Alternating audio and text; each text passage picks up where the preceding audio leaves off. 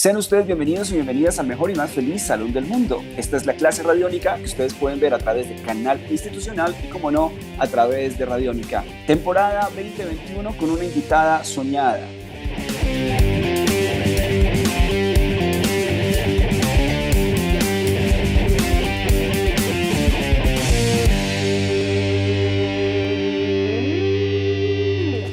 Una de las artistas más importantes que ha tenido Colombia en las últimas décadas, vigente, aún con un futuro gigante. La clase radiónica se complace en presentar a Andrea Echeverri, siempre en su casa radiónica. Andrea, bienvenida a la clase radiónica. Hoy vamos a hablar de un álbum que fue publicado en 1996 y, por supuesto, otras historias. La Pipa de la Paz era muy difícil porque era no solamente conservar esa rebeldía, esa disrupción, el éxito que significó El Dorado, sino darle un salto de calidad a la banda, y se logró. Andrea, bienvenida a la clase y hablemos de 1996, los días y los meses antes de la Pipa de la Paz. ¿Qué más?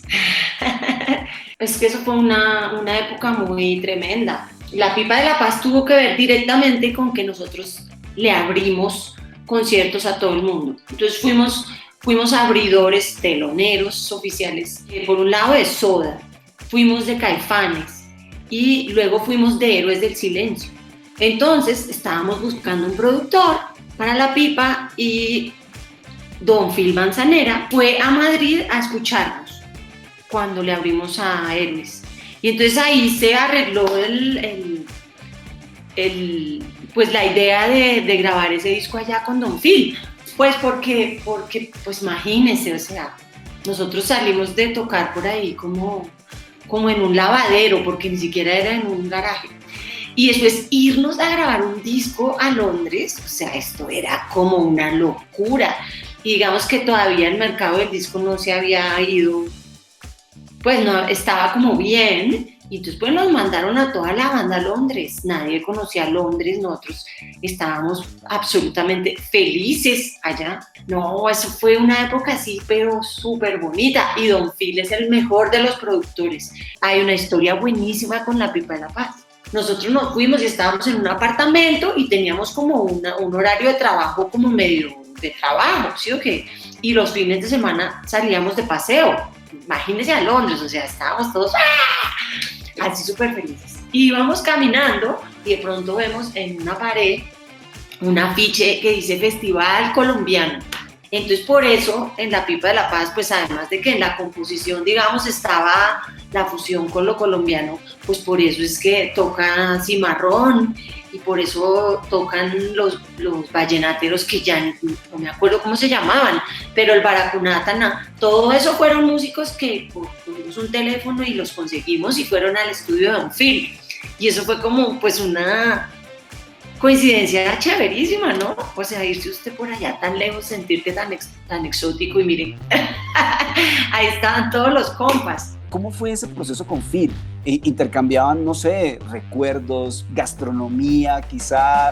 ¿Qué pasó por ahí raro en esa relación? Porque de verdad se siente que hay una empatía total en ese proceso de producción y en ese disco que, insisto, para mí es de lo fundamental en la historia de Los Atercios.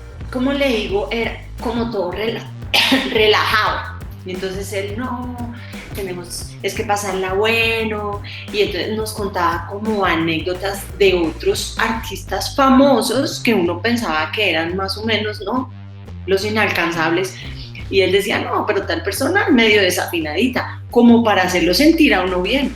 Pero además él estaba rodeado de un equipo de gente tremenda, porque en esa época, digamos, era análogo y no había todas estas cosas de ahora, pero él tenía varios ingenieros, y entonces mientras uno iba y dormía, los chicos pulían y no sé qué, y lo que uno había hecho de pronto estaba a un nivel así súper elegante y con una calidad de sonido, y todo sonaba increíble, todo era buenísimo, pero a la vez él lograba que uno se sintiera cómodo.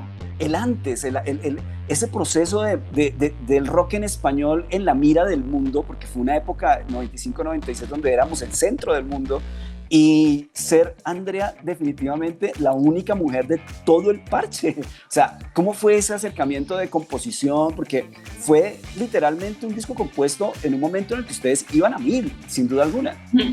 Porque el Dorado eso no paraba. y después del Dorado también lo de Confort y Música para Volar, eso era todo como... Y pues lo compusimos por ahí en los huequitos, porque yo no éramos así de hoteles y ven y componemos en el hotel como uno ve, sino más bien en los huequitos en la casa. ¿Qué recuerdos tengo yo?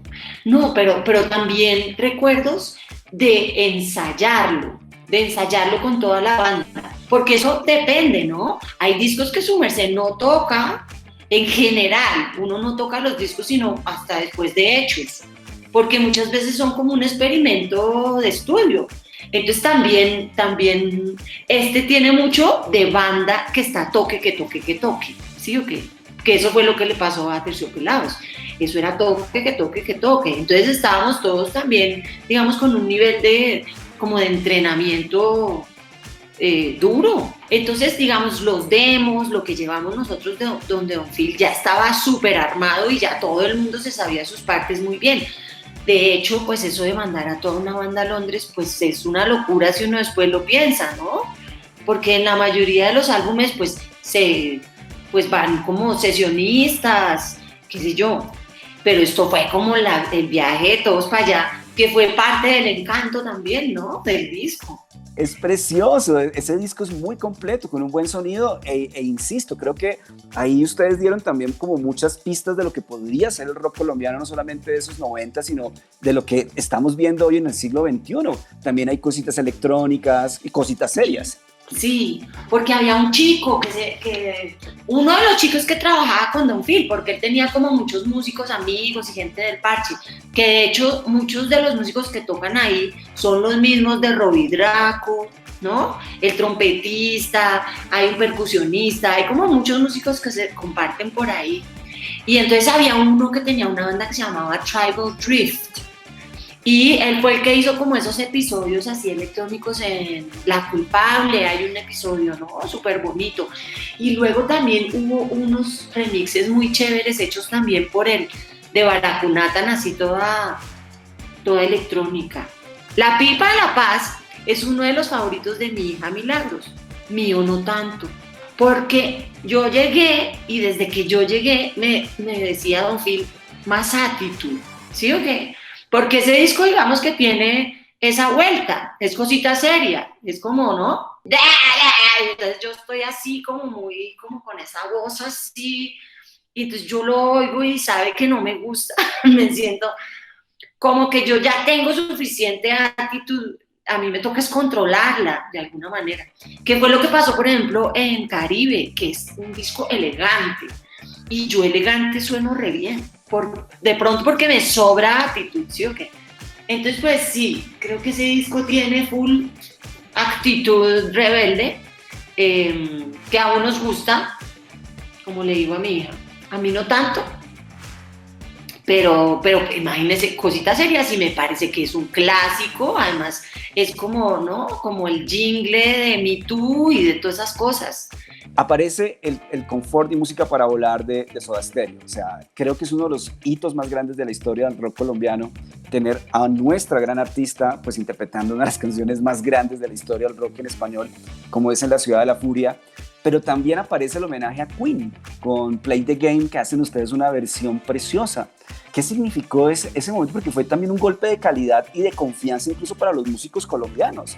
Nosotros estábamos como muy lejitos, como que de pronto, si bien teníamos bandas importantes como Compañía Ilimitada, como Kraken, como Estados Alterados, nos hacía falta comernos el cuento por la circunstancia que haya sido. Esa participación con Soda y esa participación con Queen es parte justamente de ese proceso de ustedes de ser una banda universal. Eso era una trabajadera también muy brava, pues porque uno como que lo menciona y suena como, como un jardín de rosas. Y no era mucha presión, era mucho trabajo, eran muchos viajes, muchas entrevistas. Yo me acuerdo como con horror de esas tandas de prensa que se hacían, o sea, eso era salvaje, pero pues fue una época así súper increíble.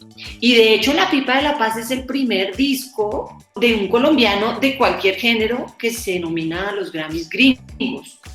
Eso le pasó a La Pipa de la Paz.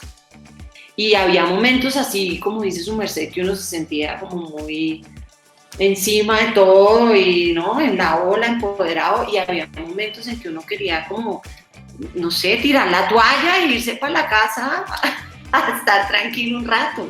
Andrea, estamos recordando los 25 años de la Pipa de la Paz aquí en la clase radiónica, para Canal Institucional y para Radiónica, cómo no. Un fuerte abrazo para ti, para tu familia. Gracias por siempre estar con nosotros y muy seguramente vamos a tener mucho tiempo para poder hablar. Un fuerte abrazo, mucha salud y gracias por estar siempre con nosotros aquí en Radiónica.